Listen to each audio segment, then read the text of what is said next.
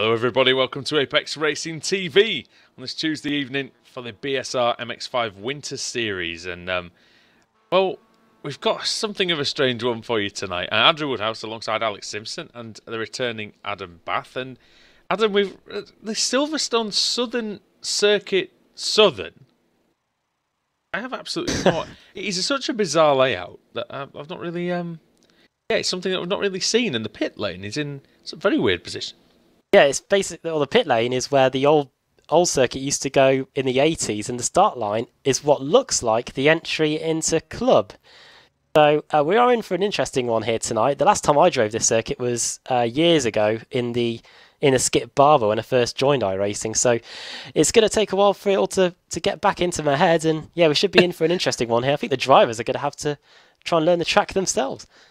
Anwar Smith on pole, Stephen Baxter second. Brian Holmes third, Steve Hefford fourth, Ben Hackerson in fifth, Alex Cherney sixth, Nick McCarron seventh, George McClay eighth, Daniel McCauley in ninth, and Jamie Ayres in 10th. Alex, I think it's this circuit, if some drivers have just turned up without any practice, they're going to be in for a shock here, aren't they? Yeah, I think if they were coming expecting some sort of Silverstone layout with the first sector in there, no, think again. What do you think the key issue is going to be then for these drivers? Is it going to be how they handle that slightly lesser used section now? It could be, but I think they'll be alright, to be honest. But the Abbey chicane does look like it could be quite interesting. So, yeah. We'll see how they get through that. Looks nice and fast. It's kind of the old... we were saying... before we went on air, it's the old international layout part of it used, but going the wrong way as it sort of joins up. It's kind of a mixture of the old international track the wrong way and the new international track. I have drove this circuit. This one and is this the one that you drove? This is the circuit that I drove, yeah, when I did the Ferrari experience. We'll defer to your opinion then. Here we go then, ready for the start. At Silverstone Southern, 15 minutes, green light is on, we're underway. Good start by Smith, great start by Holmes. The second row is already almost alongside Baxter. Into Vale. Vale is the first corner. Is going to be interesting. I see that very often. And Brown Club, the old version of Club, of course. And looks like most of them are okay. And Adam, anything interesting happening at the back through Vale? Everyone's made it through amazingly clean, probably because it's such a short run to the first corner. But yeah, everything fine so far. Good start by Alex of King and Lundgren up a few places. Yeah, they barely got up to speed, didn't they, before they had to turn left. But now this is a long run now towards the old international circuit. I have no idea what the straight is called on this part of the track anyway. Through the Abbey chicane, very quick corner. Then trying to get my own bearings, and then through Chapel onto the Hanger Straight. So now you're going the right way down the Hanger Straight, Alex. Yep, that's it. So, of course, the Wellington Straight never really existed, did it before? So, there's we've got Holmes on the inside of Baxter here going through at Stoke. No, the Wellington Straight did exist. On the national one, because it's on the it? National layout, but yeah, not as the one that we know of with the slightly longer one. It didn't link in from the link, you know, that bit where it links back to it, wasn't there? Yeah. Yeah, Josh Thompson's out of the race already. Oh, well. He got a penalty from last week's race for not leaving any room, apparently, but he wasn't happy with that. I spoke to him about it the other day, and yeah, not particularly enamored with the steward's decision. I wonder if we're going to get another one. What happened? Oh, did he? Oh, for a second, I thought he collided with his teammate, but the camera's just so far away, and it is so foggy that... not Nicole Foggy, by the way. He's not here. It was Aero Nom that he collided with. One of the double winners this season. Oh, that's one of the fastest drivers. Two of the fastest drivers then in a lot of trouble. Nom, we haven't spoken to him tonight. He's currently in 31st place. Got damage, has he? Down the order as well. He just had a bad qualifying, yeah. That chicane section looks... There's a couple of chicane sections on this track that look pretty fun to drive.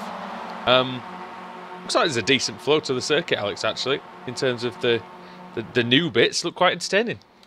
Yeah, it was a fun circuit to drive, I have to say. Like I say, got the traditional sort of southern part of Silverstone, which is a lot of fun. And then, yeah, just that interesting bit in the middle where it switches back. Battle for the lead as well. good cutback there by Oh, Stephen yeah. Baxter. Should be able to set up Brian Holmes. Was he racing in the Ritmatech last night? Yes, he was. Yes. Oh dear. Careful, boys. We've got hard braking for the Abbey chicane now.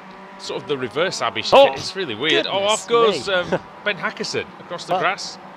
That would have been a few bits broken on the car and on himself, I think, if that was in real life. He absolutely took off as he went over the gravel through there. Here comes Cherney through the middle. Oh yeah, he's done that very well.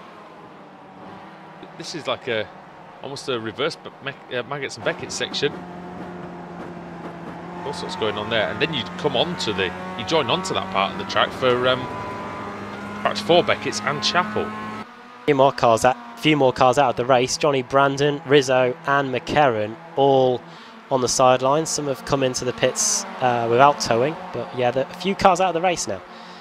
Yeah, already a few casualties. Wonder if the foggers had any part to play. Oh, that's easy for me to say, isn't it? But Holmes, Smith and Baxter, the ones taking up the cudgels at the front. And Alex, are we going to see some kind of similar race to at the front to what we had last night, even in the Ritmatech Sports Car Series, with maybe a little bit of biding the time, knowing that the slipstream available on this track? I don't think so. I think we know these drivers well enough and this series well enough to know that if they get an opportunity, they're going to take it. Holmes went a little wide. Those curbs are pretty big. That back chicane. And into this section, which looks pretty tricky, actually. A lot of commitment needed through these S's, Alex. That looks like a brilliant section, actually. Yeah, it is. I remember the guy, like the professional driver, took us in the 306 GTI 6, and he literally was just drifting it through that whole complex. He actually drifted it round the outside of one of the guys doing the experience in the Ferrari. It was epic. New trousers needed, yeah? Well, probably for him. I was just had this big fat grin on my face and loving it. Was that just a Peugeot that overtook a Ferrari? Yeah. The Ferrari. Well, can you imagine the guy in the Ferrari's face? He would have been absolutely livid, wouldn't he? He's paid all that money to drive the Ferrari, and there goes some. Oh! Baxter did he get a slight tap from Holmes? I think he might have done. No, I don't think he did. I think he just lost it coming out there. Car didn't quite settle down right, and the rear? We were on board at the time with Holmes, and there's definitely a definite gap. Oh between yeah. them. Yeah, those big curbs that you were just talking about a lap ago.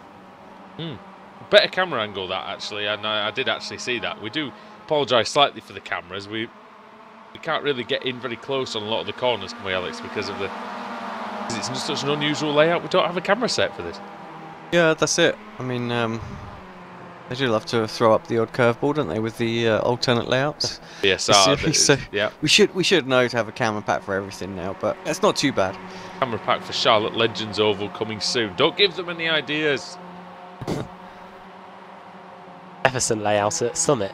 I say that would be great in the 39 cars around that little oval circuit. I think that'd be amazing in the rallycross cars, though. I would say that's one I'd definitely enjoy. Does that mean the rallycross cars are coming here on Thursday then? Yes, it does. Yes, it does. Maybe it was picked because of the rallycross. Oh, it might be quite good then. I reckon if they behave themselves this week. Robert Lundgren has just towed back to the pits. He's out of the race, which is a shame because he had a good start to the evening. But yeah, he's now dropping down the order. Race is Ed. Oh. First bad boosted problem of the day. Peter Van Gool looks like he's out as well. Or is he... No, he's just dropped way down. He's just had a loss of 15 places on that lap. Yeah, 129. Should be able to jump it back and see what happened. He's right behind Aeronom. It looks like he's had a spin because he doesn't look like he's had any damage. Oh, there's the end of it anyway. Let's go just a little further. Someone's spun in the Abbey chicane. It's Steve Hefford, who won race 4 last week at Imola. Now was in 8th, now down to 11th. In good form, Hefford again. Had a couple of dodgy races. 18th in the championship. How's that happened? Such a good driver, Hefford. He just lost on his own through that fast section that we were talking about. Full commitment, but just got a bit of a drift on and never really collected the car up and bit him in the end. I think for Steve it's always a case of too many DNFs, Alex, I think, isn't it? That seems to ruin his good, because he's got fantastic pace in this car. Hefford, sorry. Yeah, yeah. Yeah, Hefford. Yeah. Yeah, exactly. Does great. Always, but yeah. Where is he now? 11th place. So. And look at the battle for 13th. It's going. It's 2 by 2. Oh! That's right into Lorne Murray. I think they're teammates, aren't they? I'm sure someone's going to hit that safety car on the outside of club before this night is over. He hit the safety car. I don't know. I don't know if it's a solid object or not. We'll put that to the test, I think, tonight. Somebody will. Clark. I'm looking at Clark, Berridge, Murray, Wright, and Barry. By the way, Alex, if you were wondering, Hardy and Deemer are side by side as well. Hardy can get through, no doubt. I think it's wonderful. Yes. Good move, that. It was actually, yeah. Very good. Oh, someone's off into the Armco. Oh, I can hear it. It's Dankert. Oh, no. Yeah, Dankert. What on earth has happened to the German? Comes through. Is there some contact with Nom? There is. That's about the second or third time tonight that Nom has been involved in some form of contact. We saw him with Josh Thompson on the opening lap. Well, Dankert got a run on Nom.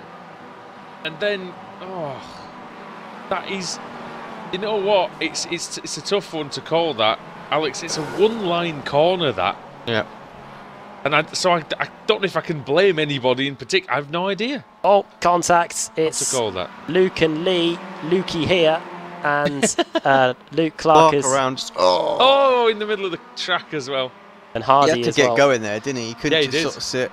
He couldn't sit. Because he would have been hammered. We saw that last week, didn't we? And yeah, he managed to get away with it. Berridge versus Murray. Now, as we go into the international section, free wide. Oh dear. This is not going to go well. Automech up the inside. That's Murray. Oh, who's that? That's Barry. Yeah, Broughton. Is it Broughton Gran. Hang on. It is Broughton Gran. Well, the biggest. Gran? Yeah, I'm struggling with the car. With where's he going? Oh, Barry's off. Michael Barry. He was just in front of Adam Broughton Grant. Now down the order. And Broughton Grant, biggest move in the field. 90 positions gained as it's on for second place. Sione versus Anwar Burrell Smith. Yep. And this is allowing Brian Holmes to pull away a little bit. We are on lap 9. And that's McClay, Adam, who might take advantage of Cherney here. Into the chicane. German's on the outside. Oh, there goes through. See what, very seasonal weather here with the fog. I don't like the weather. Well, it's about as the visibility is about as good as what we've had today in Yorkshire. Never mind Northampton. It's more like Winterfell here. Somebody will get executed. Then that means. Who is it going to be? Who's going to be the king of the Northampton? Very good, very good. Onto the hanger straight then. Adam Hedgecock has disappeared off the timing screens. I mean, what's happened here? this circuit lies on 2 counties though, Buckinghamshire as well. So yeah, there'll be some arguments going on about that. Oh, up the inside goes Journey on McClay. He parks it on the apex, gets a little nudge. Will the nudge allow McClay to get through? I think that's good driving by Cherney, Alex. It was a nice measured move there. Yeah, when he goes for him, doesn't he? He's full commitment and lets people know that he's going through. Just to make it work, doesn't he? Yeah. I tell you, never shy of a move in the V8, was he? No, not at all. I tell you, Adam, when talking about safety car on the exit of the pit lane, I would like to be the bloke who stood there with the who stood at the end of the pit lane as well in the safety car when these guys are barreling through. And then coming towards you, yeah. If it was just a mistake, then they would hit them. Right, lap 10, 2 and a bit minutes to go here, so we should get a few more laps in. It's just over a 75-second lap around this circuit. The top 10 starting to spread out a little bit now, but the closest battle on the track at the moment is between Lee Berridge, Broughton Grant, and still Max Wright. This one has been going since the beginning, and now Broughton Grant wants position number 19 as he tries to get past Berridge. If you can do it then. To the international section, this winding part of the track, and then we're going to meet up at Beckett's. Who's going to get the move done? Who's going to get the drive down the hanger straight? Can Lee Berridge close in? I think the answer is yes, Alex. He's right in the slipstream here of the ultimate kart. Not quite going to get there, was he? I was just waiting to see. Oh no, right at the death, he just pops his nose out. Late break-in from Berridge into Stowe. Still makes the apex. Good that. Yeah, it doesn't even run too wide. Great move. Fantastic move. You could see the rear trying to break away, but managed to hold it. He's defending thin air, though, on the next corner. Berridge, and just allows Murray to get a tiny bit closer, Adam, and mean that his run towards Abbey isn't necessarily going to be the most comfortable. Yeah, this is the part of the circuit where it all really closes up, isn't it? And then it spreads out just before the hanger straight. This is where you want to get the moves done. Berridge leads them through, then Murray, then Broughton Grant, and then on their coattails, it's Max Wright. And Wright got a good run there. Broughton Grant didn't. He lit up the rears on the exit. And this could put him under pressure here, as now we've got a group of 2 and 3. But they are, like you say, having to go single file through this part of the track, which is quite interesting. Like I say, it makes the drivers really focus. I was looking at a battle behind, a few cars behind them as well. I think this is Barry, Clark and McCain. We're having really having a scrap. Look how close these are. Oh yeah. Now these cars are on their penultimate lap. When they get to the line, they'll be starting the last lap, and the overtake's the beginning midway down the hanger straight. Pushing it. Oh, slow down for Clark, it looks like. Yeah, it looks like if you pick it up in that chicane, you'll have to serve it on the hanger straight. Yeah, that's not good. Kane in the Team Bushwink racing car, and then Barry. Kane trying to find a way through some description here. Ryan Holmes then on his final lap of the race, 2/10 of a second lead over Anwar Smith. It is actually pretty close here when you look at it going into Chapel. We could have a final scrap for the win here. We need to remember that the finish line is just after Stowe. Perfect place then for a last corner lunge. White flag is out. Indeed. Here we go then. Anwar Smith has already won a race this season. Here he comes, and Holmes can't defend. Smith goes through. And it's going to be Anwar Smith who takes another win in the series. And Alex Cherney's going to get 3rd. Effort getting Simpson in the final corner. It's going to be a drag race. Who got that? That finish line actually is almost after the breaking point of Vale. We're seeing drivers really having to slow it down hard for the chicane to make sure they don't go off on the cool down lap. Very close between Broughton Grant and Van Gool as well. Van Gool actually gets that one on the last lap, so he'll get 14th place. Well, here comes that McCain scrap to the line. That's going to be another drag race too, and that's going to be Barry just finishing ahead of McCain there. Stevens coming in, Carl Hardy, Joe McDonald, and still going is David Ayres. Chicane not had a lot to write home about in this race. Comes round Stowe then for final time. And in he comes. How do you actually get into the pit lane here? You have to go off at Stowe, I think. And you actually have to go off the track to get into the pit lane. I think for my days of track exploring in F104, that is where the pit lane is, I think. A little. Oh yeah, you'd actually literally have to leave the track, wouldn't you? How bizarre is that? Yeah, that's one of the strangest things I've seen. We walked down there, didn't we, Alex, at one point? The old part of the circuit. And it really was interesting how it made Club into such a faster corner, actually. Sorry, I was just seeing why we weren't on live, so I'll have to throw that question to Adam, but... No, because he wasn't there. Oh! I can talk about the old club if you want, Woody. Yeah, go on, do it. Yeah, 1987 British Grand Prix, wasn't it, where Mansell got past Piquet in the faster version of Club? Wasn't that into Stowe, though? That was into Stowe. Yeah, it was, but...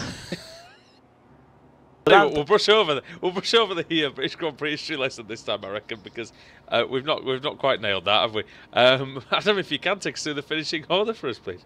My mind has missed it up because of this fog that's at the circuit. Anwar Smith then takes his third win, the second win of the season. To go with his win last week at Imola, because of course his win at Brands Hatch doesn't count. Because that race meeting was annulled. Ryan Holmes finishing in second. He could have picked up his second win if he'd just been able to hold on for that final corner, but instead he gets the second place spot. Alex Tierney finishing in third, just a few tenths of a second behind them. Then Jamie Ayres in fourth from 10th on the grid, so a good solid drive there by Jamie, by the Welshman. Then George McClay finishing in 5th, Ben Hackerson 6th, Stephen Baxter 7th, Daniel McCauley in 8th. Then Nathaniel Simpson beating Steve Heffer to the line by 7,000ths of a second. It's close, but it wasn't the finish to the Ritmatech series that we had last night, if you were around for that one. Richard Warmingham finishing in 11th, 12th for Lee Berridge, who just beat Lorne Murray to 12th then, Murray finishing in 13th place. Then Van Gool 14th, Adam Broughton Grant started 32nd, finished 15th place. That is a gain of 17 positions. Then we got Max Wright in 16th, Adam McNally 17th, Aero Nom was in the thick of the action tonight, still able to get an 18th place finish and should put him in good stead if we get a small reverse grid.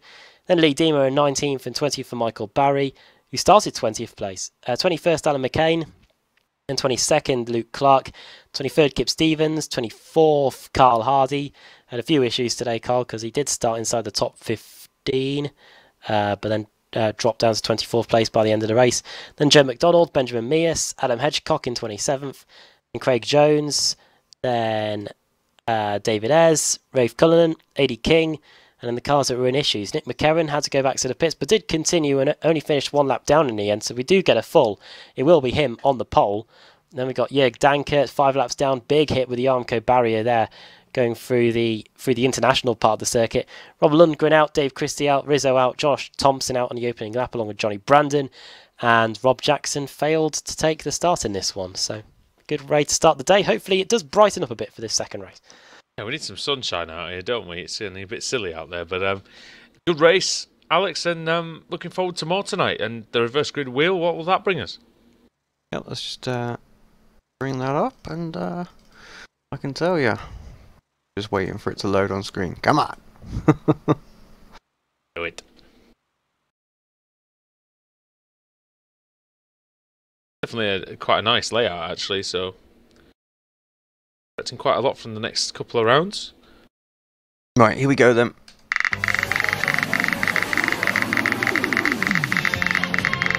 Reasonable spin.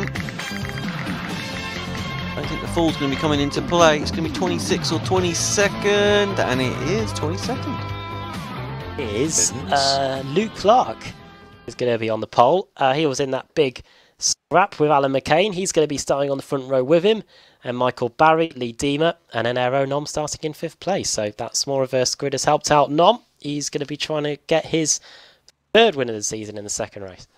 The crashes didn't really do him much harm in the end, so Nom starts from 5th. Right, we'll be back after the break, ladies and gentlemen, with more from the BSR MX5 Winter Series from Silverstone Southern Circuit. We'll be back for more very soon.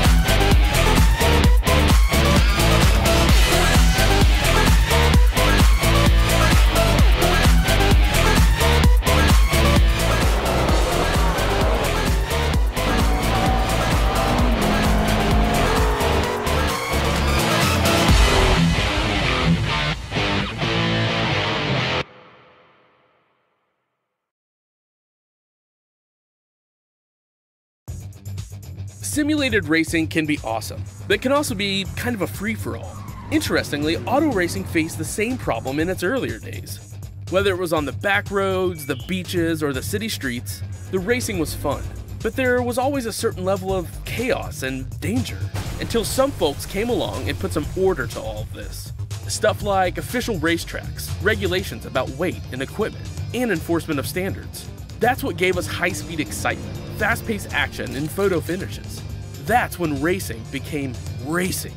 The guys over at iRacing.com have made the same transformation in the world of sim racing. Sure, they've got the most accurate tracks and realistic cars out there, but that's just the start.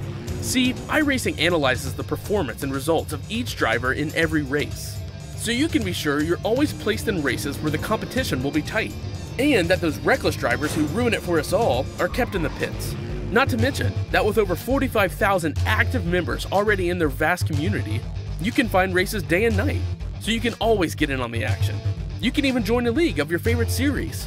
And since updates are always automatic, you don't have to worry about software and can focus on the track. Zip up your fire suit and check out iRacing.com.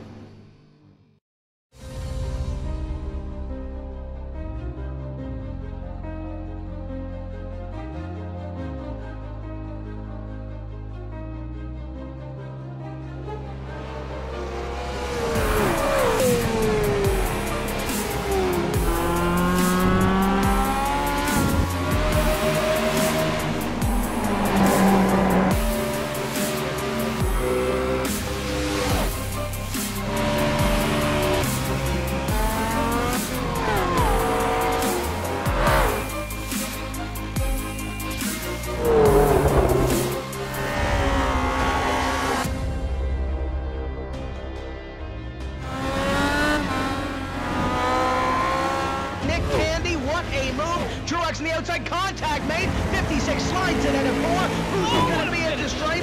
Dead even. Give it to Ryan Truex. Truex is your winner over Tandy.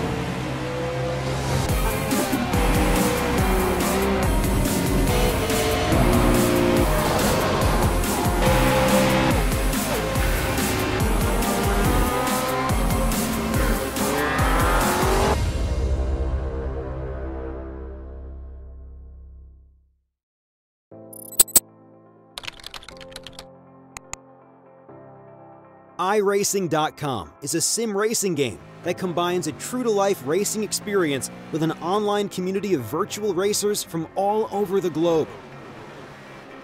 iRacing offers a multitude of officially licensed cars and tracks, laser scanned with millimeter accuracy.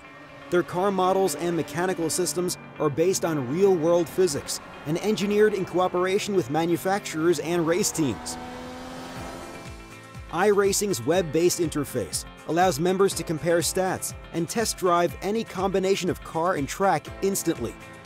Their skill license system ranges from rookie to pro, ensuring members are always pitted against those with similar skill sets.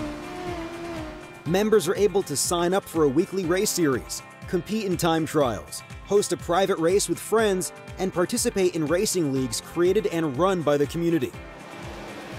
With over 60,000 members, iRacing works in partnership with renowned motorsport organizations like SRO Motorsports Group to deliver virtual races based on the real-life Blancpain GT series. iRacing's Blancpain Endurance Series features team racing, giving members the ability to build a team and participate in races ranging from 3 hours to 24 hours. Additional partners include NASCAR, IMSA, V8 Supercars, IndyCar, allowing members to race in their very own 24 hours of Spa, Bathurst 1000, Daytona 500, and many more. iRacing.com, delivering the most authentic racing experience short of getting into a real race car.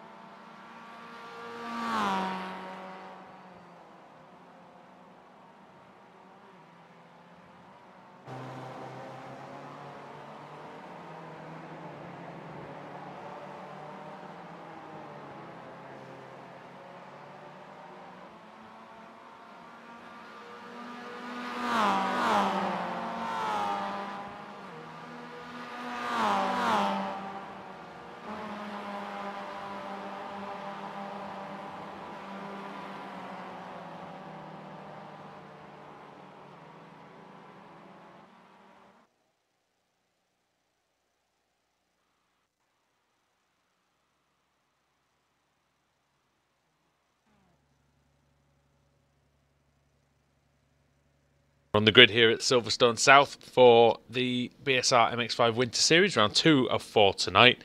Andrew Woodhouse alongside Alex Simpson and Adam Bath. And Adam, well, first race was pretty good, and the reverse grid in play now, well, it could make things quite interesting. The weather hasn't seemed to get any better. It's still quite dark and dingy out here today. Fog has lifted a little bit, I think. I am on a pretty close camera angle, so we'll wait and see. But it is the Duff Beer car of Luke Clark starting on the pole position. Dave Christie starting in second, so well, it's Burns night in a week or so. So Tennants technically could be on the front row there. There'll be a lot of Tennants being consumed, I imagine. Yes. Other beers are available. Not Duff, unfortunately. So here we go. 3 seconds to go before the red lights come on. Here we go then. The very short run to turn 1. Will commence now as the green light comes on. It starts. Someone's on the grass already at the back, and you've got Clark into turn 1 first. McCain's trying to go around the outside. He's on the grass and he's going to make the move on the grass. Is he going to keep it though? He's got the tight line for Club. He has the shorter route, but Luke Clark has the momentum and makes it work. The 3 wide in the background just there. I think it's Van Gool, Broughton, Grant, and Max Wright who were 3 wide, Adam, and just about managing to get through. Okay, and Adam McNally's in the mix as well. Oh, look at them all starting from the pits. Yeah, the whole load starting from the pit lane. About 4 or 5 About cars the same there. as. That's it. It's not the same as last week, is it? Terrible start. No, not nowhere near. Terrible start from Aero Normal. Did he start from the pit lane as well? My guess is he is, considering he's dropped down 27 positions already. No, he's at Abbey though, so the others who have just come out of the pit lane. Oh yeah, they are about there. Onto the hangar straight we go then. Oh wow! Look at this. 4 wide is that? Oh, it is. Can you see it? It's Cullinan and. Oh, someone's spun. Adam Someone's Hitchcock crashed. It's Christie. Oh. Dave Christie, who started in 35th. There's some reason I thought he started second, but oh well. Heard of Big Shack. This is Big Pack, Alex. There's loads of them. Yeah, and I fully expected to stay like that with the reverse grid. Reasonable one, not too large. So some of the quick dry guys are already kicking in sort of the top 20. I think this will be this will be a good. Off. And off. It's Demon. He took a lot of that inside curb, didn't he? I'm guessing did. that was his problem there. Let's have a little look at that back on replay, because he absolutely only the launched outside wheels it. were in contact with the ground, and that's always bad news. There we go. Oh, McCain, he's very wide. He's on the grass. He's going to make a mistake, so it's going to be McNally, surely, who gets the run, Adam, through down the hangar straight. In second place he goes. There we go. He's in second place. Youth Energy car up to second. Moved there by McNally. Hefford as well, another man on the move as we go down the hangar straight. He's just trying to get past Michael Barry there as we go into Stoke. Good lap by Hefford. He was 9th at the start of it. Be a lot better off here. He's going to gain another place on McCain. He's up to 4th, Hefford. 5 positions gained on that one lap. Lee Berridge came steaming into Vale. Thought he could have a go at Michael Barry. Ends up getting usurped by Nathaniel Simpson. Oh, and the 4 wide in Club Corner. Atkinson's in the pits. Had an issue. I've lost the results. Lost the score sheet completely. There we go. Warmingham, Cherney, Holmes, Smith, McCain. They're all together. Everyone's really together in this pack still at the front. 10 seconds separating 21 cars out there at the minute. Close action. Back onto the hangar straight they go again then. Who the biggest movers? Nathaniel Simpson up 8 positions. Same as well for George McClay. 18 positions gained for Rizzo. 13 for McCarran. McCarran who finished pretty much last. Oh, and Alan McCain has had a crash or a spin or something of the sort, because he's dropping down the order. Was in about 5th place at the start of the lap. It's a spin coming through Chapel. Go back to the pits. All places. Now, how did this happen? Oh, now that is a weird one. Pain for McCain. Not able to get in there. Really don't know what happened. They must have had a tank slap on the X-in. Yeah, it looked like it, but it's such a strange place to have that incident, isn't it, really? But nothing it looked like he could do. It was, you know, not his fault. Berridge versus Michael Barry versus quite a few other cars as they go through the Abbey chicane. This is over 6th, 7th, maybe, actually no, battle for 5th place, isn't it? Yeah, Simpson up to 5th now, 9 positions gained. Then it's Berridge. Change for the lead as well as Luke Clark and McNally go for the lead. Oh, McNally's on the grass. Where's he going? Is he up the inside? Into Beckett's. He's got a good run through Chapel, but Hefford and Van Gool, Alex, have got even better runs than him. Yeah, it could be 3 wide, I would think, going into Stoke. Here we go. They are 3 wide. Might not end too well. Oh, McNally and Van Gool, he needs to get out. Oh, dear. Well, when you're in the middle, you're supposed to really get out. Oh, dear. Oh, no, who's that coming in? Michael Barry came in like a wrecking ball there. Have a look at that one back. Where's the music, Alex? Where's the music? From outside, because Michael Barry, that was like a tackle by Gareth Barry. There. Barry Scott. Hang and Adam McNally's gone.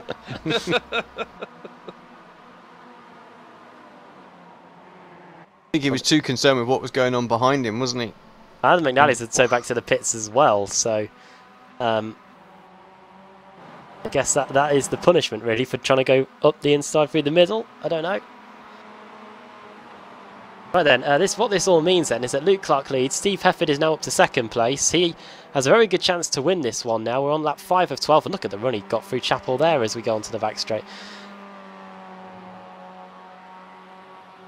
This could be a good one here. It's now the turn of the Momo racing car that has won races this season. Momo won with Jamie Ayres back in Laguna Seca, and now Steve Hefford wants to try and get it done here as he goes up the inside. He won race 4 at Imola last week, and he's hit the front here in race 2. And Luke Clark could be under pressure for 2nd place as well as Berridge. Now fancies his chances of getting 2nd place spot, or does he? Because here comes Clark straight back up the inside here. It's the best way. Try and respond as quick as you can. And now Berridge has the opportunity to pounce this time on the exit of Club and Vale. This pack is ebbing and flowing really in terms of who's battling who. Okay. And into 2nd place goes Clark, so he holds on to that, but great battle that was for the lead there, and this is also allowing Simpson and McClay to close in, and they are 2 of the biggest movers in the field so far. Yeah, can you hear me now, chaps? Yes, I can. Yeah, I lost audio for a second, but and we've had a change for the lead. Been making a good move. Clark versus Berridge through Beckett's and then in through Chapel. And look at them all snaking over to the left straight away, trying to avoid the slipstream. But in the MX5, like bringing a knife to a gunfight. I'm watching a MotoGP race or something. 1-2-5s. Yeah. Stephen Baxter. Oh, yeah, go on. Yeah. I was just going to say, Stephen Baxter's just got past Adam Broughton Grant, I think, as they. Oh yeah, he has. That is a very close pack as well, and just in front of them, you can see that is Broughton Grant and Baxter fighting. Just going back to just the earlier incident quickly.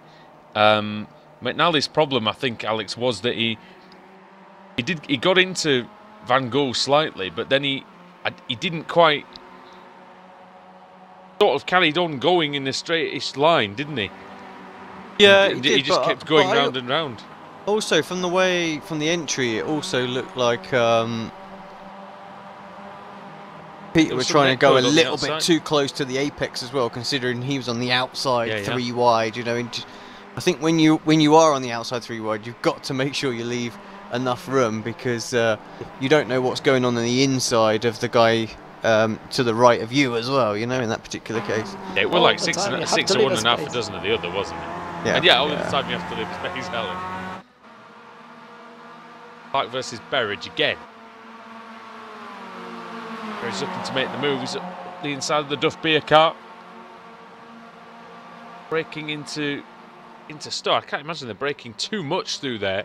Clark trying to get the outside line. Berridge is quite gentlemanly there, gave him the space. That allows Clark to get up the inside, but as we see so often in this car, Adam... where's he going? He's been hit, I think, has he? I was just about to say that was great from Berridge, but unfortunately I think he was trying to find the Stowe layout of the circuit. Yeah, he just lost the rear. He was trying to... Maybe he's trying to find the pit lane. It is quite difficult to find. Now it's the turn of McClay, and McClay is through.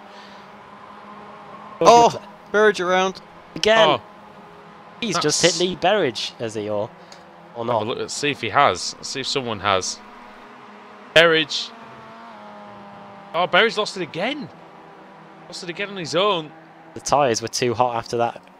After the first one. Yeah. I think you're spot on there. That residual heat that the tyres just don't like. It's only 18 degrees track temperature out there, so really, Alex, that's the only stress that can really cause that sort of incident. Yeah. And he's wide again, so I wondered if he's just, he's really struggling with the tyres now. Who's that making a move? McClay.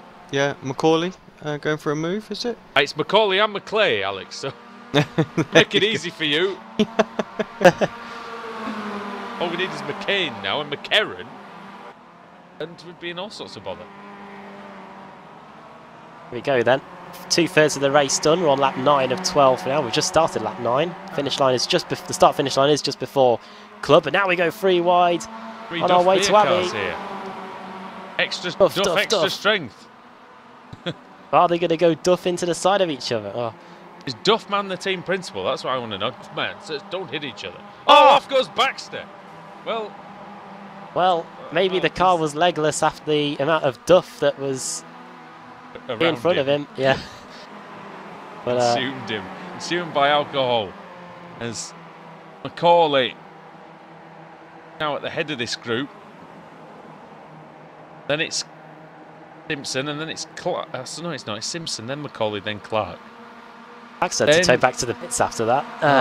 Yeah, he got buried in the wall, I think. I don't know if he got stuck in the wall, but went off quite a distance.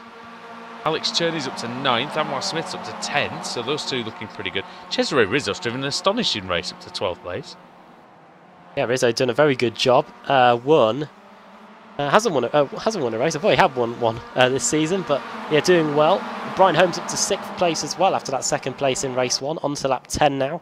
The thing that's impressed me with Rizzo in this race, Alex, is the fact that he was 9 seconds, I believe, off the lead, and he's now only 7.7. Yeah, flying through. I mean, going through the pack and catching up as well. That is impressive. Good drive. What is it now? 25 places? Yeah. I think what he needs to do is turn it into consistency, really. Get those results on the board. Have a look at his season so far. What have we... Simpson and Macaulay.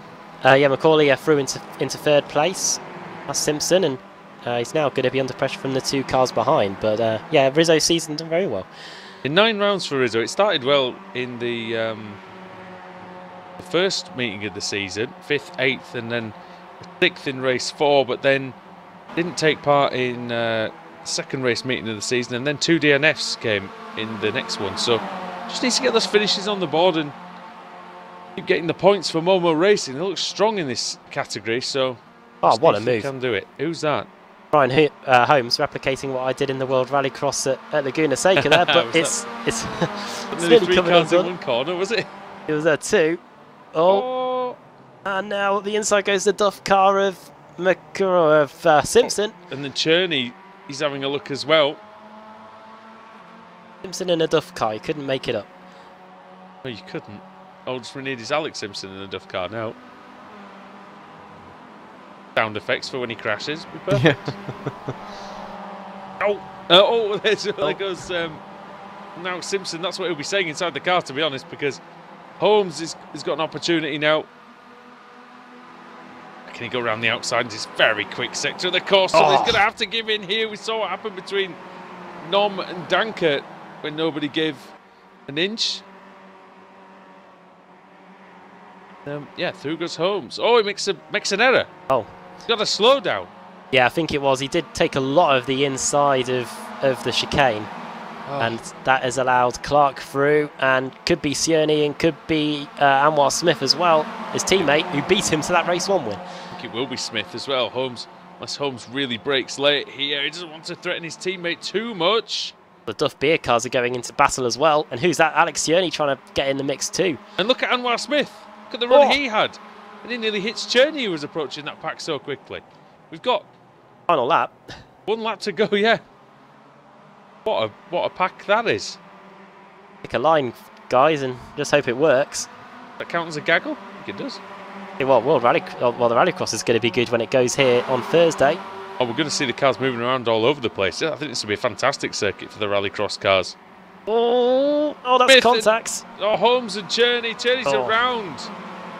And he nearly took him with him. Smith had to take to the grass to avoid.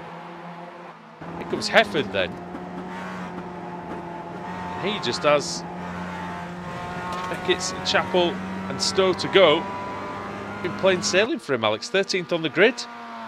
No dramas at all. Great first lap.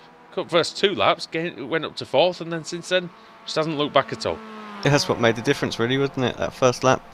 Got through and got clear and not put a foot wrong, really. Great race. Everybody's finished in the top 10's made massive gains, but here comes Steve Hefford. Coming to the line now. He takes the win in race 2 at Silverstone South. Well done. Final corner between Van Gaal and that is McCarron. It'll be Van Gaal. It's Rizzo actually. Who's yeah, with Rizzo Van Murray. Gaal, so Yeah. I wonder if Rizzo just lost a place or 2 on the final. No, he got 9th. Oh no, in fact there were other cars around. Cherney, of course, went off. Lost someone else, I think, on the last lap as well. Quite sure that would have been who that would have been Smith, wouldn't it? Oh, not Smith. It would have been Sione that we would have lost. We lost Cherney, but I don't know about anyone else there for those guys to gain so many places at the final lap. Well, Thompson has just overtaken someone. Yes, 23rd place. He just got past Craig Jones in the final corner. That did allow, I must admit, an extra car who started inside the top 10 to finish there. Peter Van Gaal was destined to finish outside the top 10, Adam, and then Cherney's problems dropped him to 14th and put Van Gaal back up into the top 10. So it doesn't make the start look quite as bad, but look at those grid positions, those top finishes. That, you know, real charges through. Cars that started inside the top 10 that finished there, we had 1, 2, 3. So says it all there, really, for this second race. We can run you through the finishing order. In fact, Steve Hefford then takes the win, and that is his 2nd win of the season to go along with his victory at Imola last week. 2nd place for George McClay, probably one of his, along with his win at Laguna and his win at Mid-Ohio. That's one of his better results of the season. Daniel Macaulay finishing in 3rd. You know the style I was going to say, really. Nathaniel Simpson finishing in 4th. Luke Clark finishing in 5th. Then Brian Holmes in 6th after finishing in 2nd in race 1. So that is a good haul of points so far tonight for him. Then it is Anwar Smith, the race 1 winner, finishing in 7th. Then Law Murray, Rizzo, 27 positions gained. And then Peter Van Gaal rounding out the top 10. Nick McCarron finishing in 11th. Another big gainer. In fact, it's only him and Rizzo that were able to gain 20-plus positions. And Richard Warmingham, Adam Broughton Grant, Alex Sione finishing in 14th place in the end. Despite that spin going through the Abbey chicane, he still managed to gain 6 positions in that second race. Saying that it couldn't have been more. Aero Nom finishing in 15th, 16th for Lee Berridge, 17th Jamie Ayres, then Carl Hardy, Benjamin Mears, then Michael Barry in 20th. 21st for Rafe Cullinan, Joe McDonald 22nd, Adam Hedgecock 23rd, Josh Thompson 24th after starting from the pit lane. Craig Jones in 25th, David Ayres 26th, 27th for Jörg Dankert, 28th for Robert Lundgren, and then the cars that had issues during the race. Alan McCain 1 lap down, and then Kip Stevens as well. Stevens will be on the pole if we get a full, and it's Hackerson 3 laps down 31st. Baxter another spin in race 2. Eddie King, Anna McNally, Max Wright, Lee Deemer, and then the cars are out of the race very early on indeed. Dave Christie, and starting last and finishing last, it was Johnny Brandon. yeah, it didn't seem to start off very well for him.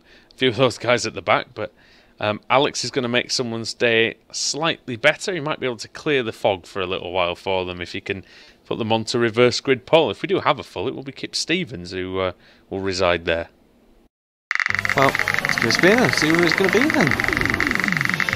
Interesting fact, Johnny Brandon won race 2 last week at Imola, finished last here today at Silverstone. Relatively small one again, it looks like 24th.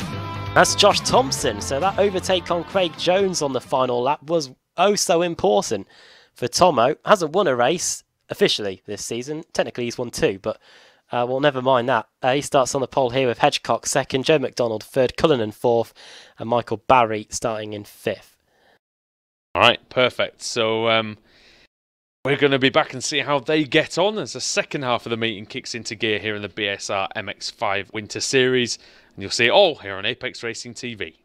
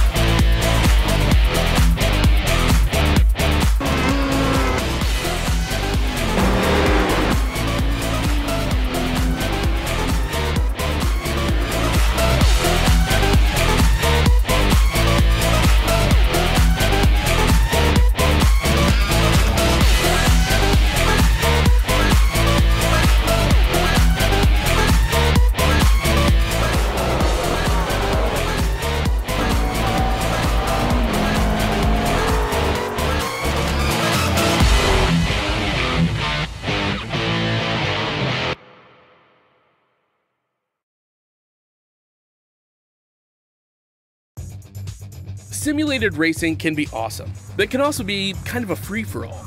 Interestingly, auto racing faced the same problem in its earlier days.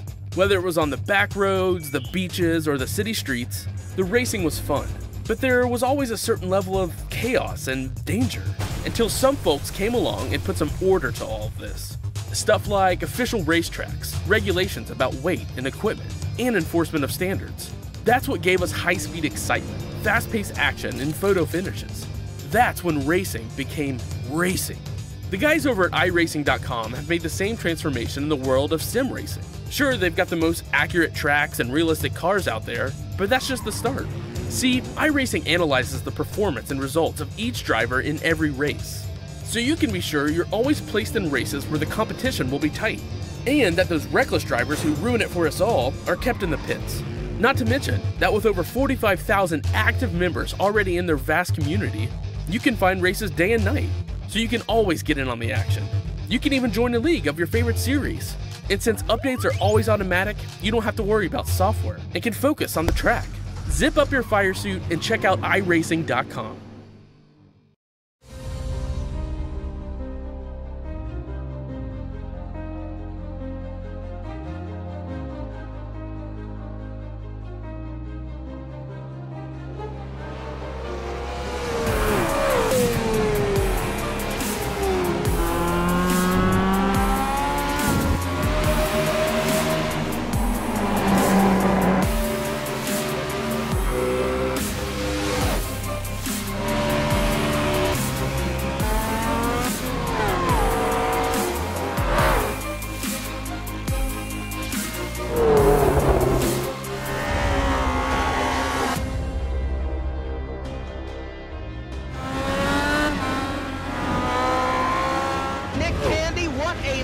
Truex in the outside, contact made. 56 slides it into 4. Who's going to be at the stripe?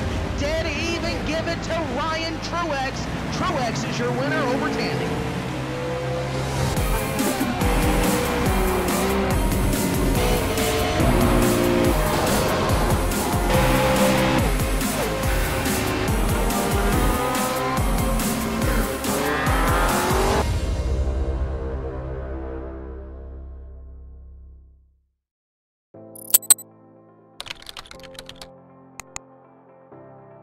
iRacing.com is a sim racing game that combines a true-to-life racing experience with an online community of virtual racers from all over the globe. iRacing offers a multitude of officially licensed cars and tracks, laser scanned with millimeter accuracy. Their car models and mechanical systems are based on real-world physics and engineered in cooperation with manufacturers and race teams. iRacing's web-based interface allows members to compare stats and test drive any combination of car and track instantly. Their skill license system ranges from rookie to pro, ensuring members are always pitted against those with similar skill sets. Members are able to sign up for a weekly race series, compete in time trials, host a private race with friends, and participate in racing leagues created and run by the community. With over 60,000 members, iRacing works in partnership with renowned motorsport organizations like SRO Motorsports Group to deliver virtual races based on the real-life Blancpain GT series. iRacing's Blancpain Endurance Series features team racing, giving members the ability to build a team and participate in races ranging from 3 hours to 24 hours. Additional partners include NASCAR, IMSA, V8 Supercars, IndyCar, allowing members to race in their very own 24 hours of Spa, Bathurst 1000, Daytona 500, and many more. iRacing.com, delivering the most authentic racing experience short of getting into a real race car.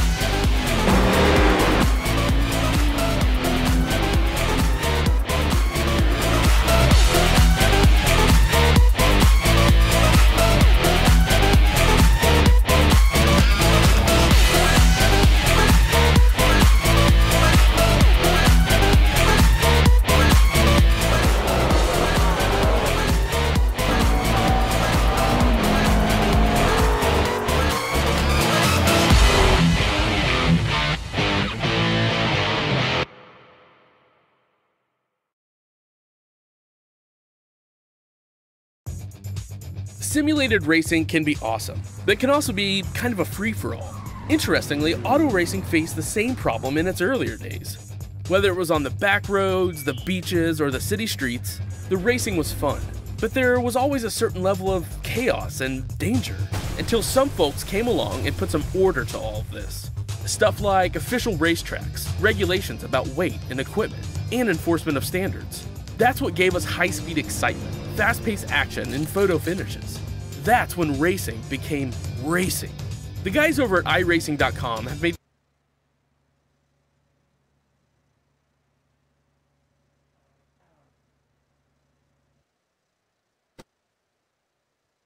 back here at Silverstone South then. BSR MX5 Winter Series. Andrew Woodhouse, Adam Bath and Alex Simpson with you, and we're only just a few seconds away from the start, Adam.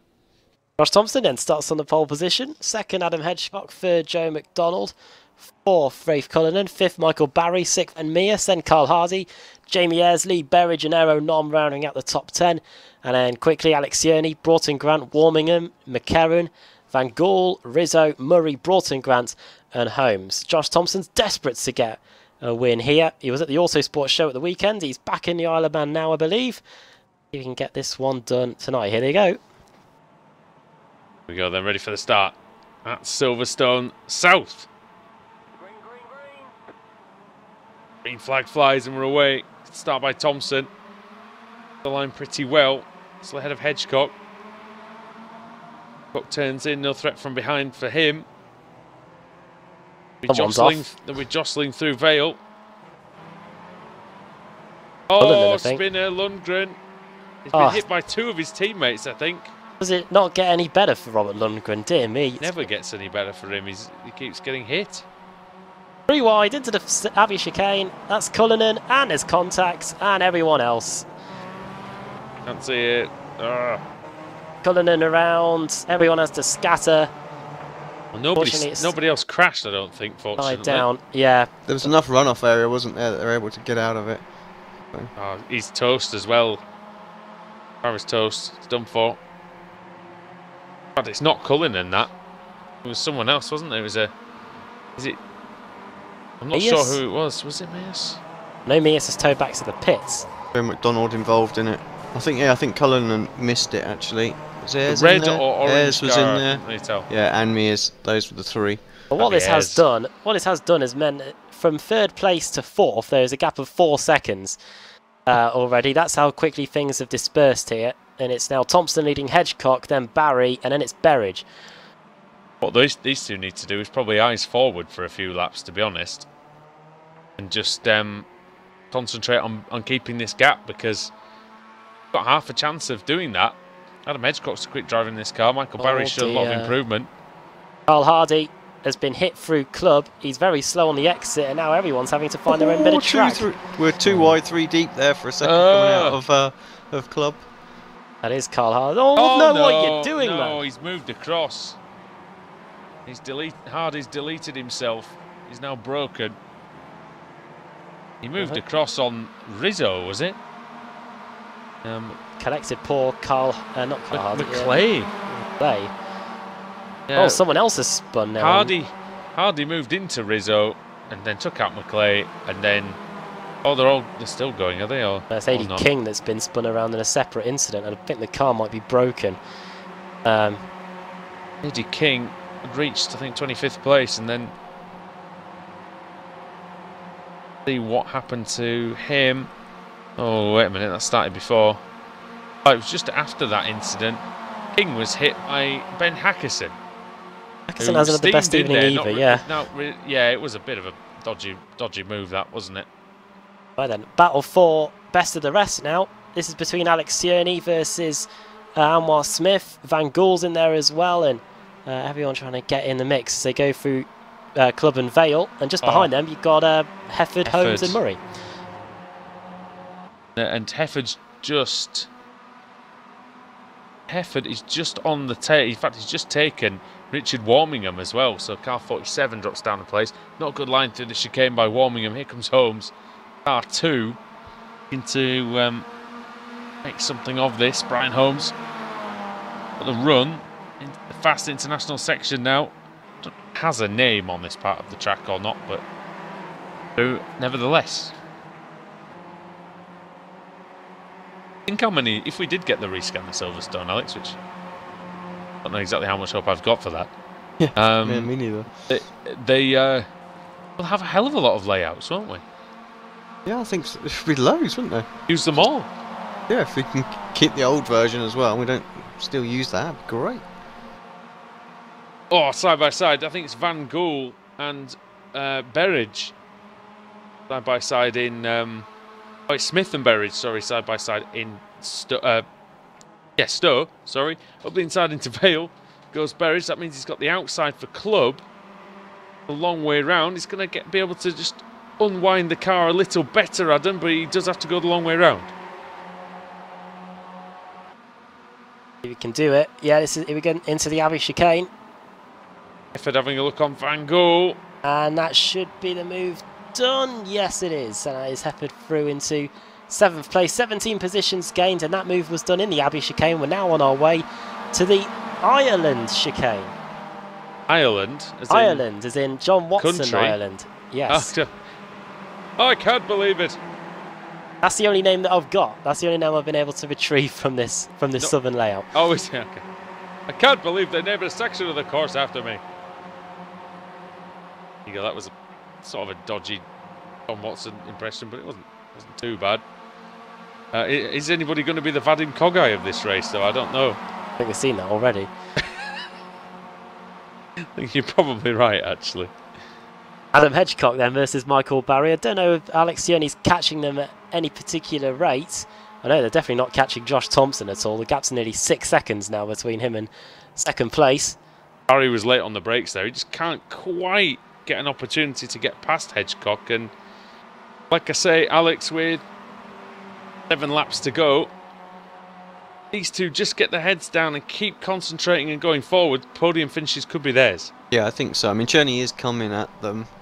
Was 7/10 of a second last lap. So, oh, who's the Hefford in the background? Just literally.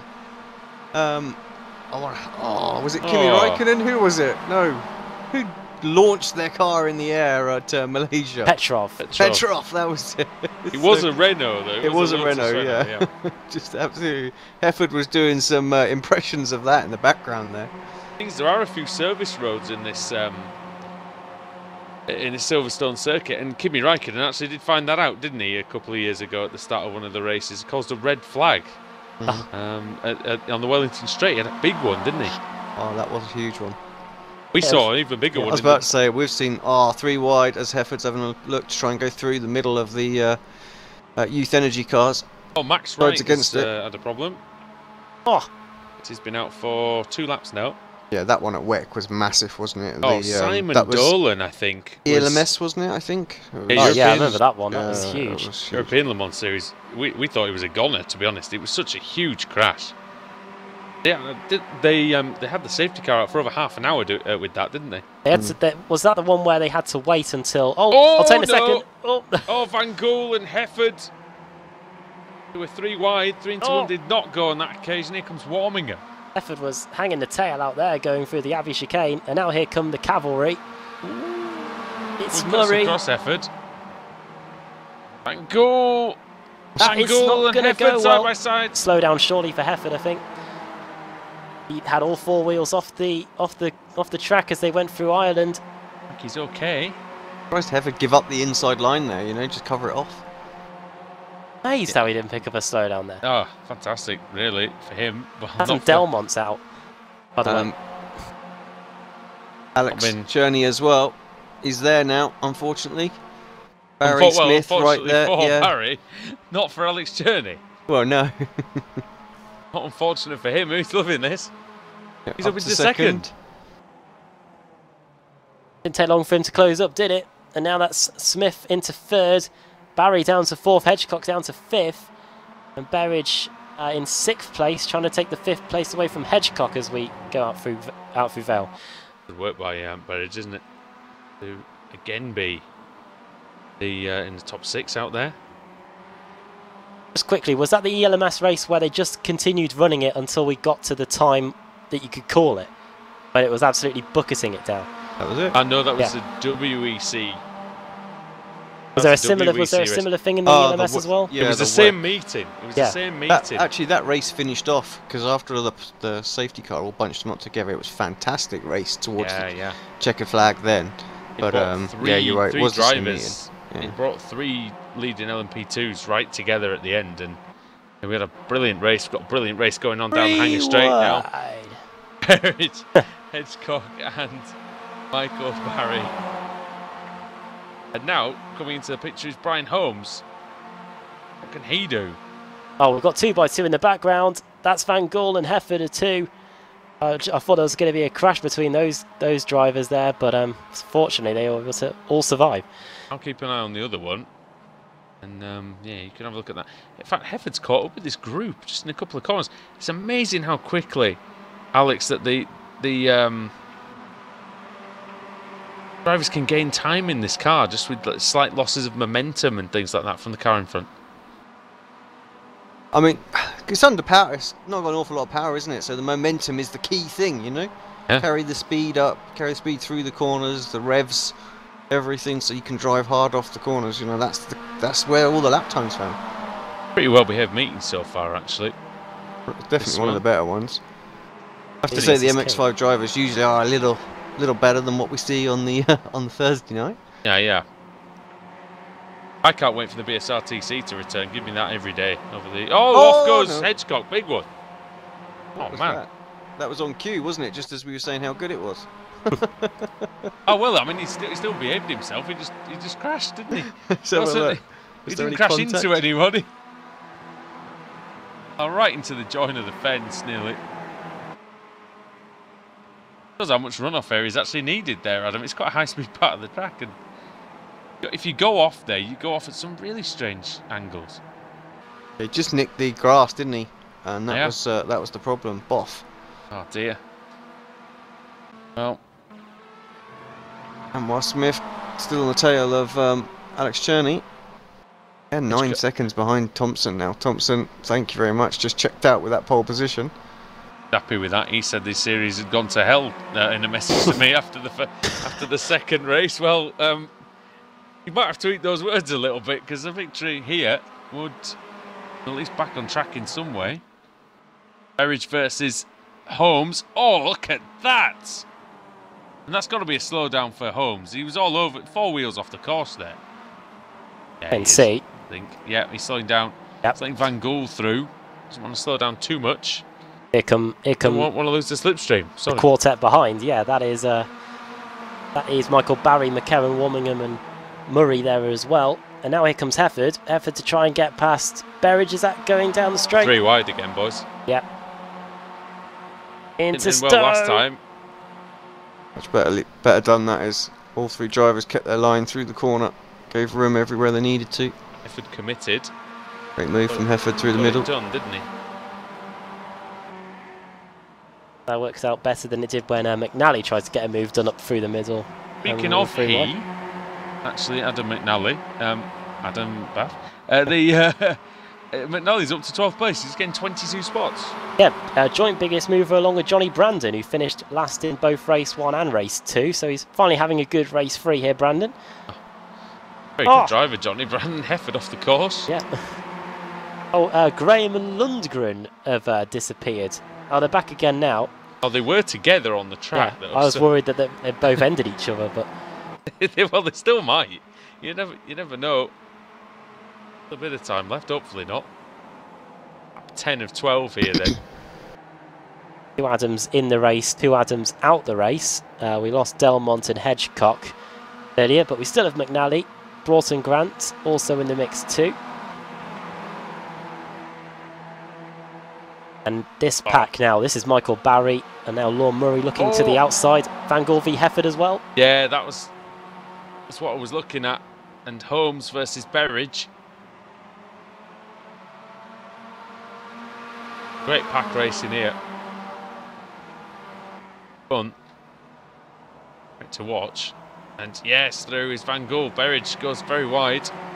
Look at that group behind. You were talking about Adam Warmingham versus Barry. Versus McNally. It's everybody.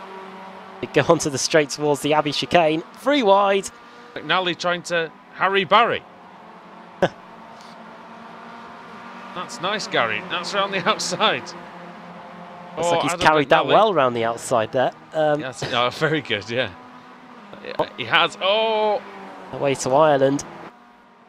As they go for the right-hander. Who's that up the inside? That was a great move. That was Johnny Brandon. That was Johnny Brandon. And Johnny Brandon, like McNally, he's not one to dally. Dallying fourth. Battle in this one.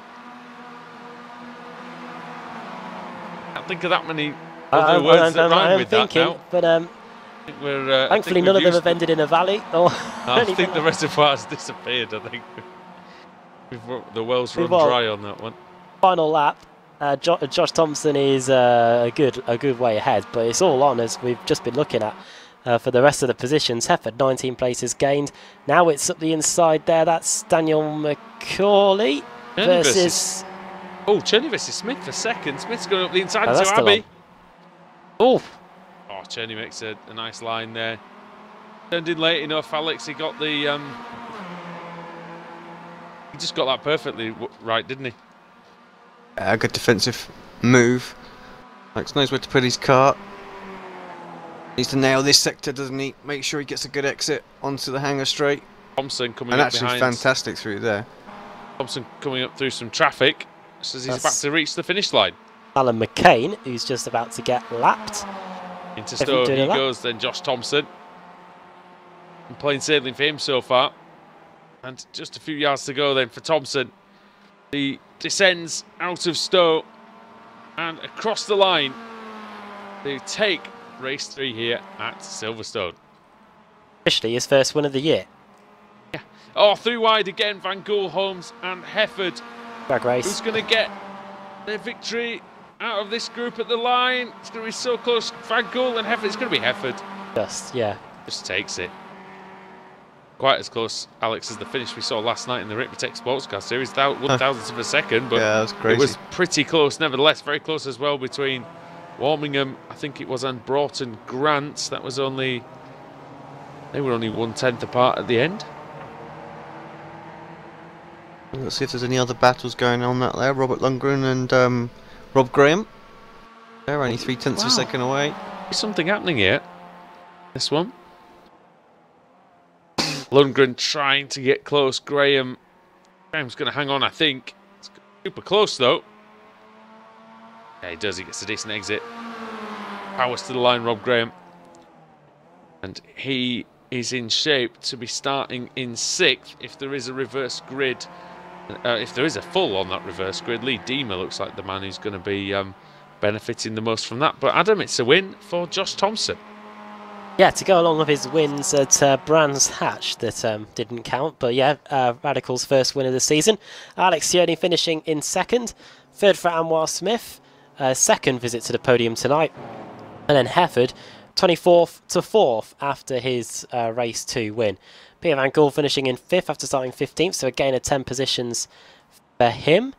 Then 6th place, Brian Holmes. I think that is 3 consecutive top 10 finishes now for Brian. And a 2nd, about a 3rd or a 4th, I think, in race 2, and a 6th in race 3. McKerran finishing in 7th, Lon Murray 8th, 9th Adam McNally, 34th to 9th.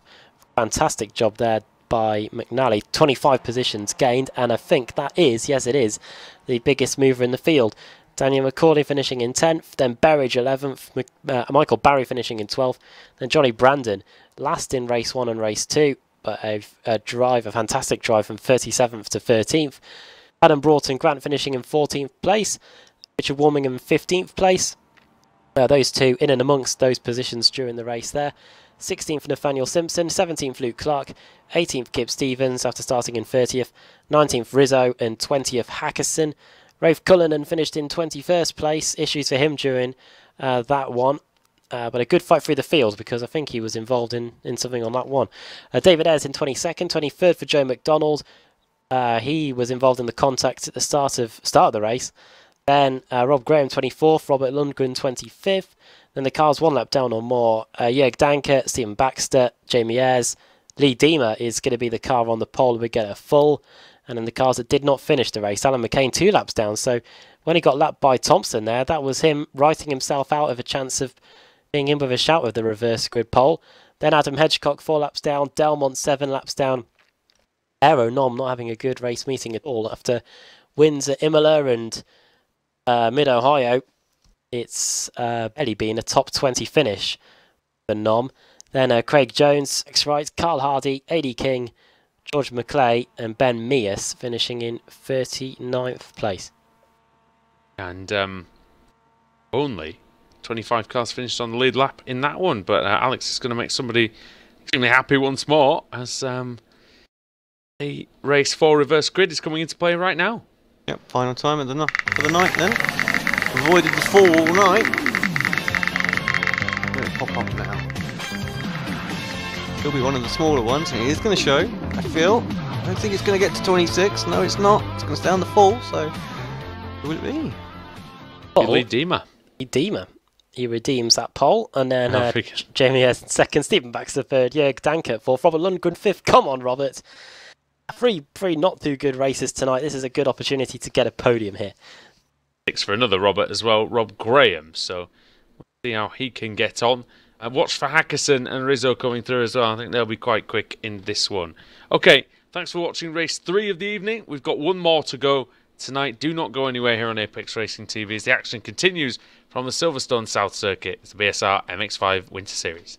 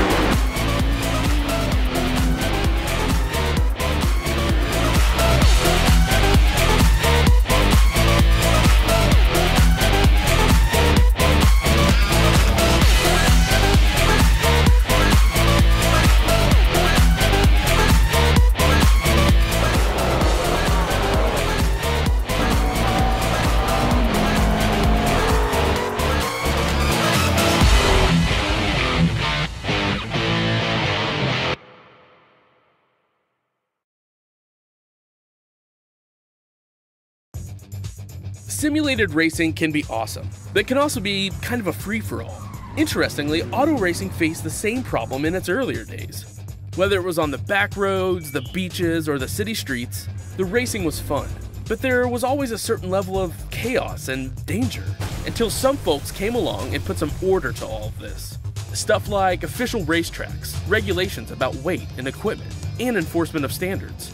That's what gave us high-speed excitement, fast-paced action, and photo finishes. That's when racing became racing.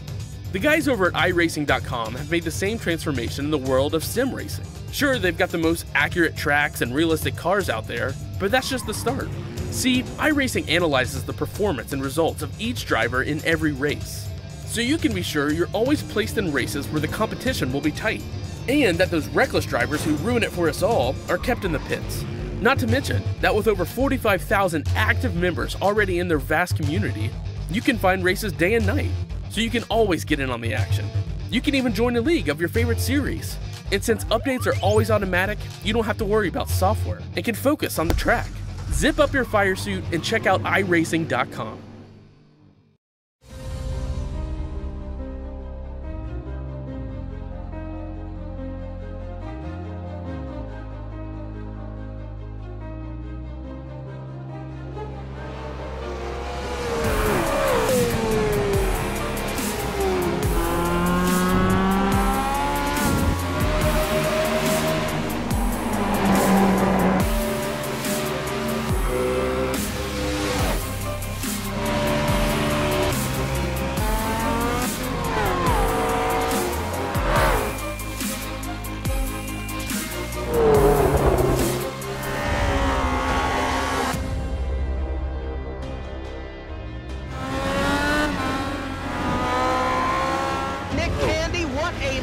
Truex in the outside, contact made. 56 slides it into 4. Who's going to be into stripe? Dead even, give it to Ryan Truex. Truex is your winner over Tandy.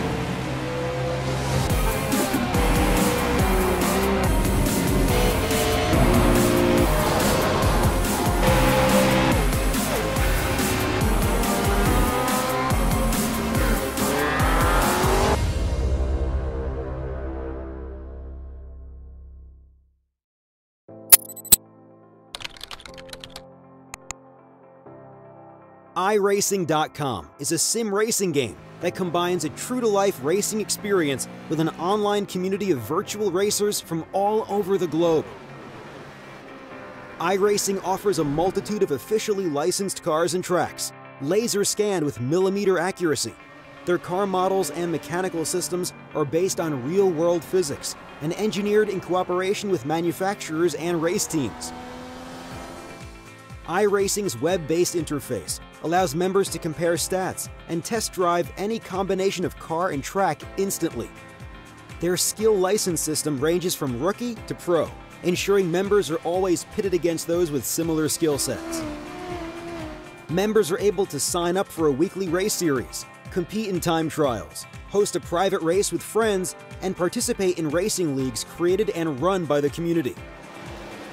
With over 60,000 members, iRacing works in partnership with renowned motorsport organizations like SRO Motorsports Group to deliver virtual races based on the real-life Blancpain GT series. iRacing's Blancpain Endurance Series features team racing, giving members the ability to build a team and participate in races ranging from 3 hours to 24 hours. Additional partners include NASCAR, IMSA, V8 Supercars, IndyCar, allowing members to race in their very own 24 hours of Spa, Bathurst 1000, Daytona 500, and many more. iRacing.com, delivering the most authentic racing experience short of getting into a real race car.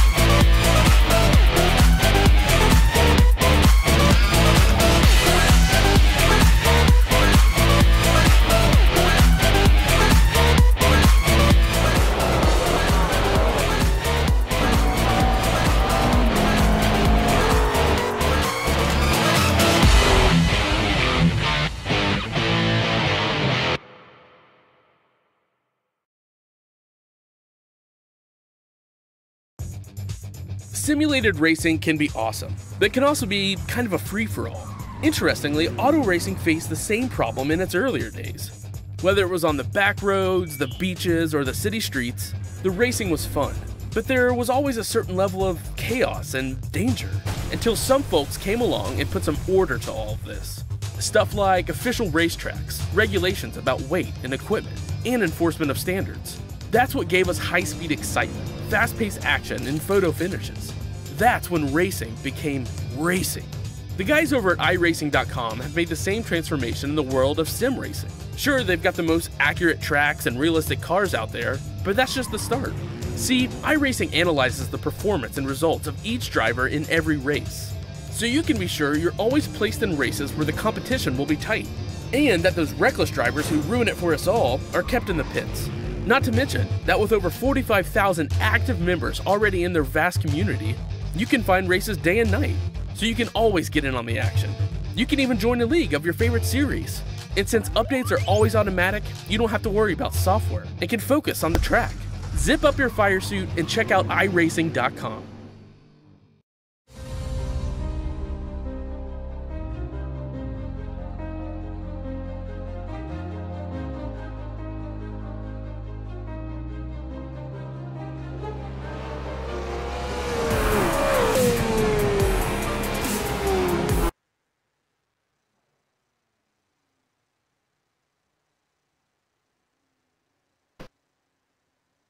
Final race of the evening here in the BSR MX5 Winter Series, and hallelujah, the sun has come out, joining us here. The sun's joining me alongside Adam Bath and Alex Simpson, and yeah, we're just about ready for the start here. Lee Deemer on pole, Jamie Ayres in second, Stephen Baxter third, Jörg Dankert fourth, and Robert Lundgren in fifth. Has been a good meeting so far, and so hopefully this is a well-driven race, as well as most of the meeting has been already. We're just about ready to get, I've said ready a few times, just about set to get this race underway. Looks like Lee Deemer might not be taking his position on the grid. In fact, he isn't. It's going to be Jamie Ayres on pole position.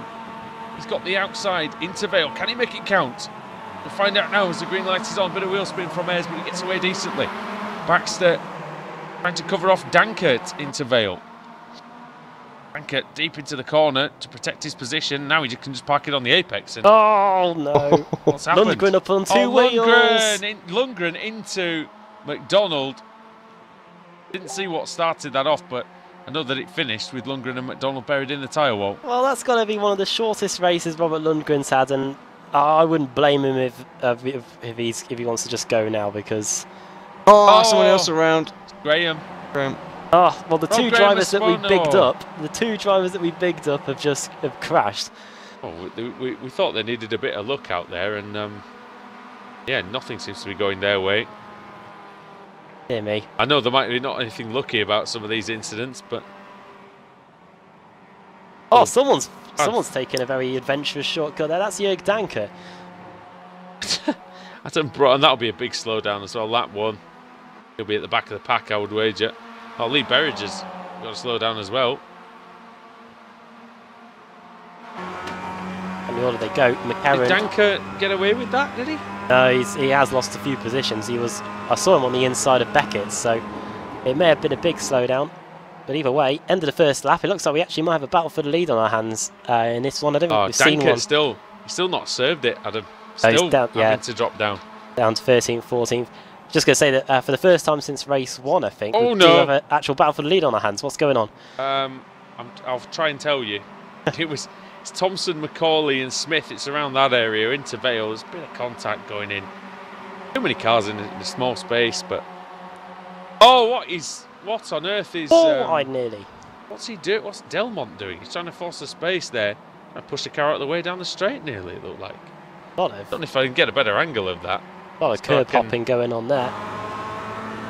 A little look. Oh, I see smoke. Oh, yeah, Delmont just barged Alex Cherney out of the way like he...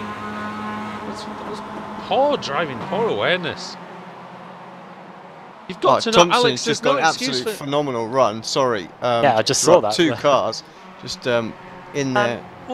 Alex, I failed to see how there is ever much of an excuse for anybody, it doesn't really matter who it is, for not knowing that there's cars around them. I don't get it these days. There's no real.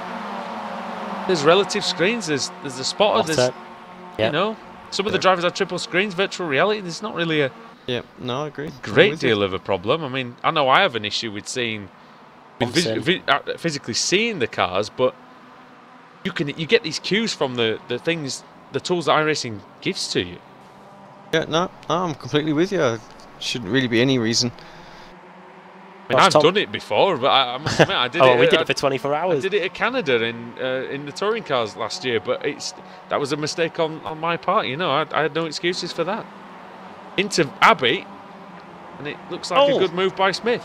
Someone spun in front. It's Simpson. Oh, where's he ended up?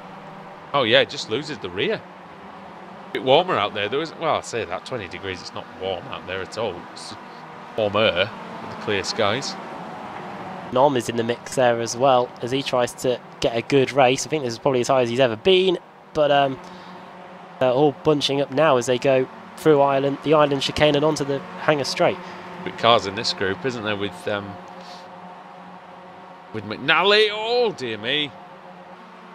McNally was almost on the grass trying to get through there. Now going into Stowe, McNally looking up the inside, late on the brakes. He's still ahead of Nom. Nom makes a move. Does McNally. So these two making their way through fairly well. McNally was one of the quickest drivers earlier on in the race meeting. Situation at the front then. Mies and Stephen Baxter have got a 3.5 second lead over everyone else. Peter Van Gool versus Kip Stevens going into the Abbey chicane. But they've also got Hefford there. Ayres and Baxter very close together, but yeah, Stevens and Gool. Steve Hefford. That's Stevens with the Richard Petty livery. I believe it is, yeah. It's a nice looking car, that. It was a good livery, that one. We enjoy it. I remember it more with Bobby Labonte. Yeah. The 2000s. Great veteran of NASCAR. More recently, Eric Almirola, I think. Oh, yeah. He had a big one in that car, didn't he? And hurting his back. Baxter takes the lead. Speaking of back. Oh! Guess who's back again? Baxter's back. Tell a friend. Inside. The Vale. Gets that one done. That's nicely done. If Ayres can just stay with Baxter, which I'm sure it can, because Ayres is a very quick driver, Alex. I'm sure he'll be able to pick up a second place, and he will be very happy with that. Yeah, I think you're right. Haxon quick behind, but I'm pretty sure Ayres will be able to use the slipstream to keep with Baxter. Maybe even have a run later on. Yeah, I'm not saying he'll be happy with second, but he'll at least get second. Yeah, is what I meant. Atkinson is there after just finished assaulting Eddie King in the previous race. Mostly the driving's been pretty decent tonight, though. I will say that. There's a lot of cars out there, 38 of them, and very few incidents really that we've flagged up as being daft. Only 3 cars out of this race. Nom makes a move into the fastest part of the course there. Ireland. Oh, yeah, I keep forgetting what it's called. Ireland. Oh, smoke. It's one of the Youth Energy cars. It's Van Gool. Oh, no. Van Gool off into the inside. Just where Alan McCain went off earlier on. Into a barrier which nobody really hits, but these guys seem to be hitting it quite regularly. Broughton Grant versus Ayres. David Ayres. Different spelling. Oh, Rafe Cullinan as well versus Luke Clark. Loads of battles going on, as you can tell. Yeah. And I think Ayres has got the lead back. I'm behind them, actually.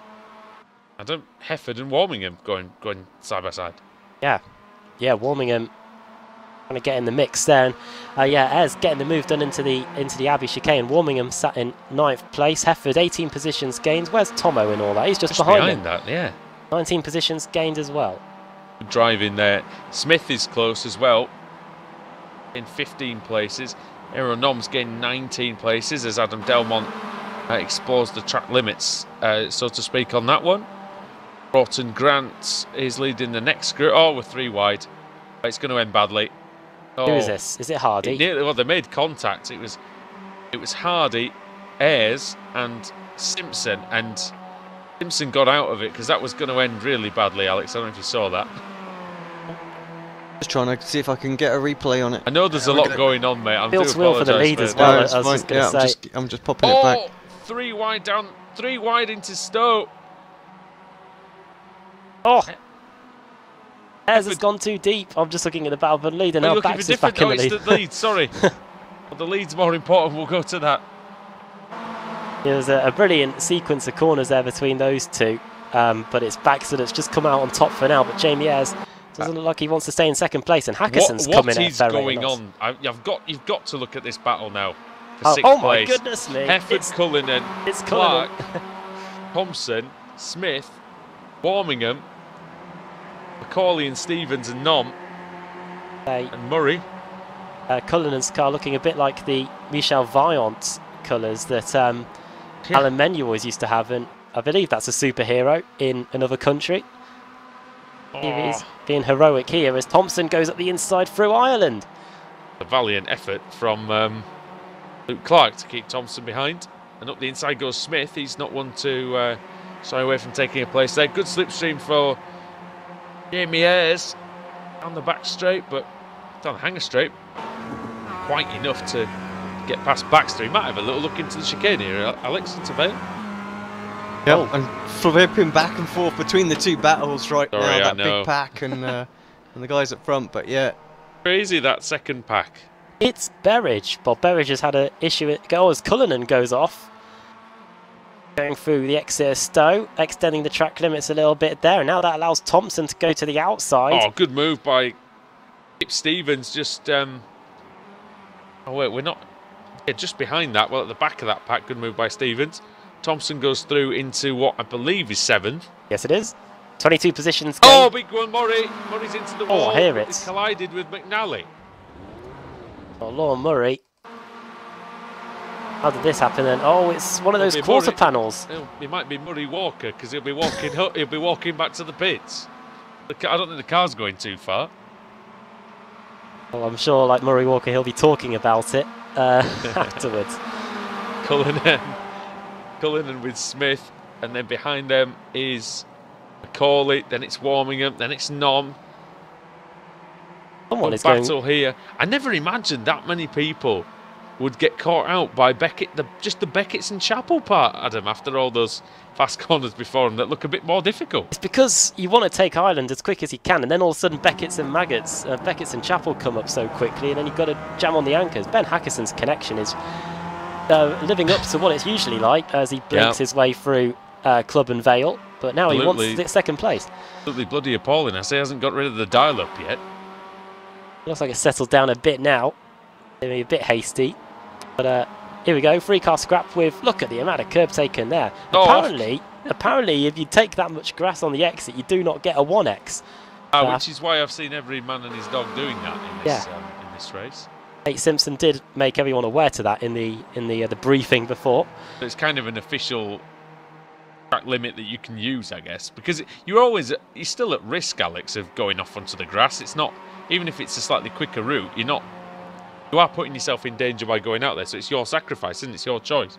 Yeah, exactly. You know, if you wanna do that, sometimes you need to take a bit of grass with it. That's why I think in say F1 and things like that, with maybe bring back some slightly better. You see, I think say Stowe corner there. I know it's the old version of Stowe, but I think that's a really good way of policing the track limits as Hackison goes for second place, because all it is. Oh, look at that. Look at that in Vale. Oh. Really worked to perfection here. Will it be to no avail? Oh. Ayres still has the line. Ayres still has the momentum. Will Ayres get the position? Ayres into Abbey. Hackison late on the brakes. That's a lovely move. Fantastic. Brilliantly set up going through Club and Vale and executed brilliantly into the Abbey chicane, and now he's got... Do you not mean executed? Executed in the Abbey. How ironic. With 2.5 laps to go, he's got to close up 1.3 seconds to try and get to Baxter. I was just quickly going to finish the point about Stowe, about the corners and what they should do really in Formula 1 is, Alex, I think I like it because they've got about a metre of grass and then it's tarmac. Yeah. You can't take the mickey with the outside of the corner. What we need, you- isn't it? We need so more you'll end up- corners like that. You'll end up running off onto the tarmac area, and it won't gain you any time by doing that. Yeah, yeah, exactly. Didn't they even talk about that in an F1 briefing, that that's what they should do? I Like think a so. meter of grass, and Meter then of grass, or even some gravel, and then you know. Yeah. This is all after Verstappen gate at Because you at can Kota. then, because you can then say, oh, you can use all the track limits you want, but it's your own risk. You know, because if you've got if they put suitable things, we're not saying make the circuits unsafe. We're saying punish mistakes, and that's what. And Daniel McCauley's trying to do now. He's trying to get past Anwar Smith. That's a great move. Hey, on the brakes, love that. Yeah, very good indeed. Thompson v Hefford as well, two of That's the how quickest drivers in the series, just in front. We've talked about, while you were away, Adam, we talked about this quite a lot, in that you've got to really commit to the corner. When you make a move like that, you've got to really try to get the car ahead by the apex of the corner, because then nobody can go around the outside of you, especially in these underpowered cars. Yeah, it's almost a pretty similar corner to where I did my free car overtake at Laguna Seca, and if only you didn't miss a gear. if only I didn't miss the gear on the exit, I would have or move of the Millennium apparently. I think I would have said so. Oh, and then it all went pear-shaped into the first corner. Sorry, Nicole. But yeah, down the hangar straight we go then. It's Hefford with a good You've toe got on to Thompson. beat him somehow, Foggy, haven't you? I mean, not many people have beaten him, Alex, while we've been Adam's been doing what he's been doing. Not at all. Ayres up the inside of Hackerson into Vale. That's his strong suit. Is there enough time? Is Abbey. Yeah, is there enough time to get to Baxter? I think the gap is 7 tenths, so unless there's a mistake by Stephen Baxter in the final lap, it looks like he could be on course for Boosted's first win of the season. It's a tough conundrum for Hackerson, though, isn't it? Because, well, there's not a lot of time left in the race, not a lot of this final lap to go either, but does he attack Ayres and try and get second place, giving up any chance he's got of winning the race, or does he sit tight until the hangar straight? It's going to be very difficult to do, but Ayres does have to watch in front and behind. Baxter a little bit tight on the apex there through Beckett's. Cullinan's had an issue, but here they go down the hangar straight. We'll see how much time he can get in this slipstream. This could be a last corner move. A good run by Ayres. Not going to be close enough, but he might be able to set him up. Let's see if he can do it. Oh, very late on the brakes. He tries for the dummy. Oh, and it doesn't quite work. Good attempts there by Jamie Ayres. But an attempt is all it's going to be. Stephen Baxter comes home and takes race 4 of the evening in the Mazda MX5 Winter Series. Perfect driving there by Baxter at the end. Thompson and Hefford just millimetres away, and Thompson's going to get it done in the final corner. Oh, an absolutely huge crash for Adam Delmont. He was fighting with McNally and Stevens at the time. They tried too wide through Ireland and it didn't work. Now, I'm not surprised. It didn't work for Nom and Dankert earlier on, and we haven't. And Jörg Dankert actually is still in the race, this one. The Youth Energy driver in 31st place. Michael Barry versus Rob Graham on the final corner as well. Barry's got a lot of damage. Graham trying around the outside. He might get this one done. How much straight line speed has he got? Oh, it's going to be so close. It's going to be Graham. He's going to get there. Yeah, by 6,000ths of a second. Nice move. Well done, wasn't it, to use the outside and the extra speed that it gives you. Adam, if you can, give us a rundown of the results for the final time as the last couple of cars coming across the line. So Stephen Baxter takes a thoroughly deserved win, his first win of the season, and Boosted's first win of the season as well. Jamie Ayres finishing in second, Ben Hackerson in third, then Johnny Brandon, then Rizzo finishing in fifth, Thompson sixth, Steve Hefford finishing in seventh, then Daniel McCauley, Anwar Smith, Errol Nom with his highest position of the evening, rounding out the top 10. Cars that started inside the top 10 that finished there, it was only the top 3 that did so. And yeah, what a fantastic drive from Errol Nom as well. 23 positions gained, him and Josh Thompson, the joint biggest movers in the field. 11th for Richard Warmingham, 12th Alex Cierney, 13th for Luke Clark, Adam McNally in 14th, then Kip Stevens in 15th, 16th Peter Van Gool, then 17th Adam Broughton Grant, then Carl Hardy, then Rafe Cullinan, and 20th for Nathaniel Simpson. Something happened to Rafe late on. I didn't have time to see what it was. I just saw him drop down the order. So Unfortunate for him there, he lost 10 places to where he started. Then Ben Mears in 21st place. Good job from him there. I think that might be his highest finish of the evening. 22nd, Finnick McCarron, George McClay, then David Ayres, Max Wright, Lee Berridge, Bob Graham, then Michael Barry in 28th, then Alan McCain in 29th, and then Jörg Dankert in 30th. That's probably all as a result of that slowdown on the opening lap. Then the cars that didn't finish, well, were one lap down or more. Adam Delmont huge crash into the Armco barrier that was right by the side of the circuit in Ireland. So he finished 31st, one lap down. Eddie King 32nd, then Lorne Murray, Craig Jones, Adam Hedgecock, Joe McDonald, Robert Lundgren, Brian Holmes, definitely finishing as low as he's ever been today. 3 top 10 finishes. I think you can forgive him for being out of the race very early on indeed.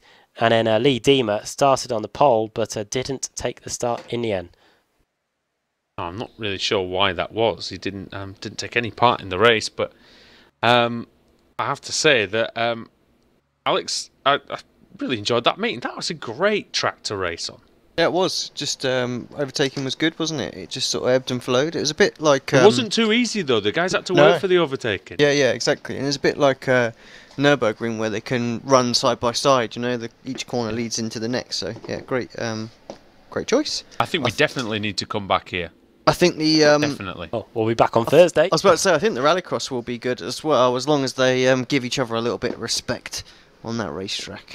Yeah, I think you're perfectly right there. Okay, everybody. Well, this is all we've got time for tonight on this Tuesday evening here on Apex Racing TV. Tune in, as Alex said, Thursday night for the Rallycross series. Who knows what's going to happen in that one? But we're at this very track, and it'll be interesting to see what happens there. All right, everybody. Thank you very much for making us part of your Tuesday evening. Don't forget to like the video, subscribe, leave a comment as well. We want to hear what you think about the action and about the racing, about our coverage. We do like to hear what you think. Click the little bell icon next to the subscribe button, because to put our videos at the top of your YouTube feed. All right, everybody. Thank you very much, and we'll see you on Thursday.